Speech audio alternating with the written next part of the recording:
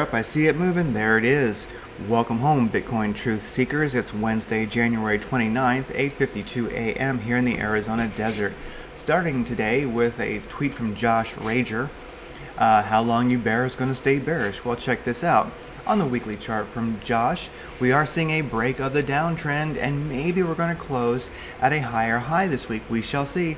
That higher high would be 9,557 for a higher high. It would be rocking, but I'll settle for closing above this downtrend. That works for me, but hey, let's think big. Let's look at a 9,600 or more close this week. That would blow the lid off this downtrend for sure. Tether into Bitcoin at 3.14 billion. That is rocking Tether into Bitcoin. Tether into Ethereum at 1.21 billion. That is extreme Tether into Ethereum. So wonderful. We got money rolling in. 1.2 billion volume last 24 hours. And of course, 638 million of that was on Binance. So let's look at Binance's longs versus shorts. 42% short, longs at 57%. This is insane. I mean, is that Binance actually feeling, the Binance crew actually feeling positive? Maybe. That's pretty darn phenomenal. And I like getting that longs versus shorts from here, right from Binance itself, just so we can trust the accuracy of it. Like I say, 42% shorts, 57% longs. Wow. They're feeling longish on Binance. Wow. I'm happy to see that. China market opening delayed until February 3rd on virus upheaval. Something to note.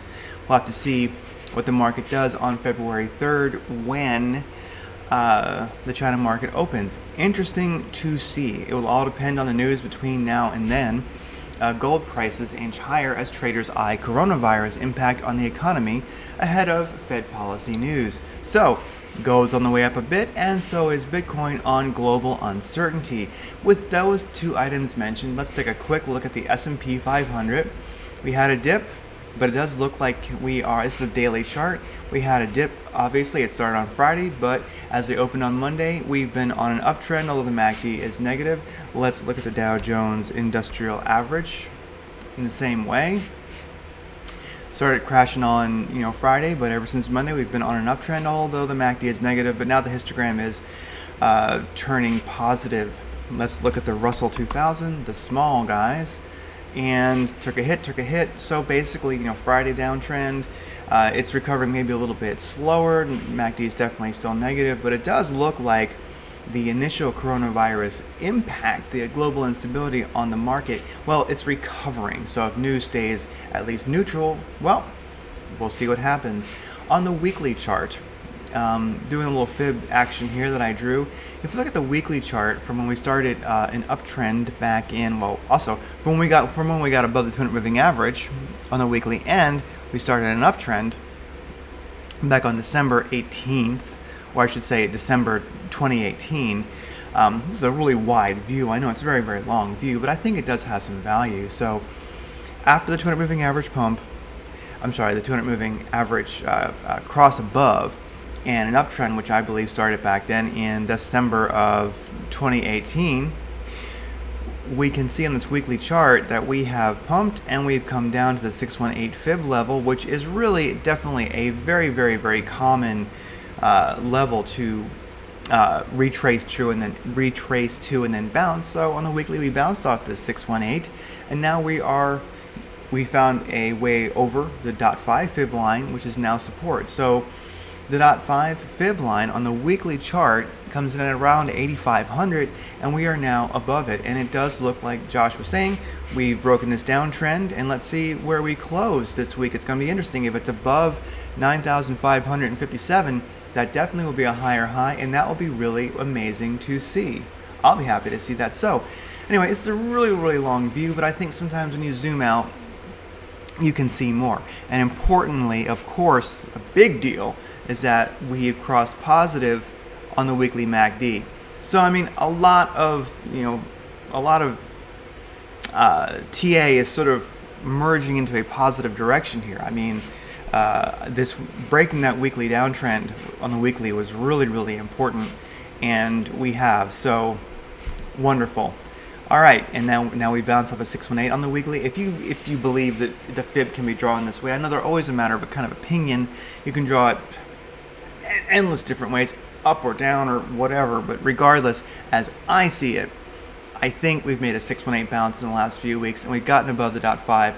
So let's see what's happening. This weekly positive cross in the MACD is a wonderful thing to see, and backing that up is a nice strong cross of the MACD on the positive side on the daily chart. And also we are above the 200 moving average. We've gotten well above it, slight retracement happening right now, but with that said, the directional index is very, very powerful right now with the green histogram, and the ADX is coming in at 39.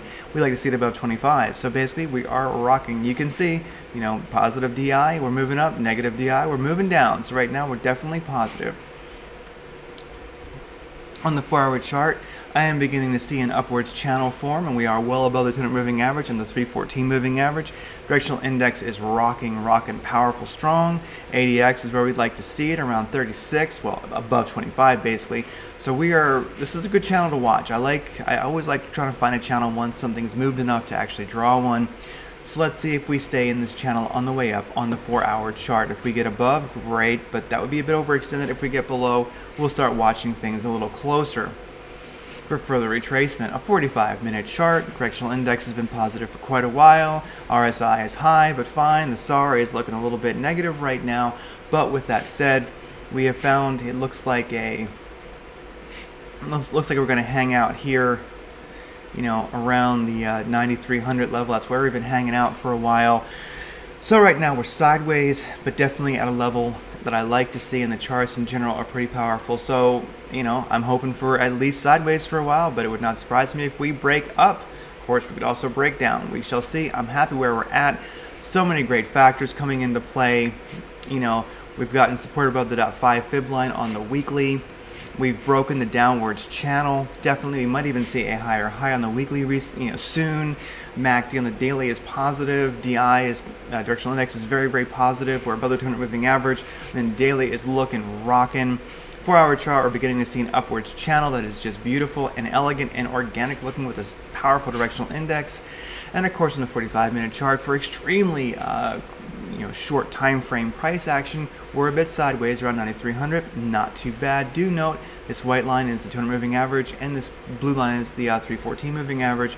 The shorter moving average is about to cross positive over a longer moving average. That's usually a positive thing, and that's happening right now. Rocking as always. Obstacles can't stop you. Weather can't stop you. Heartbreak can't stop you. Failure can't stop you. Only you can stop you. I'm really glad you're here.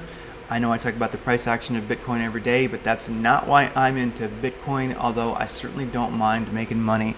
And I will see you again tomorrow.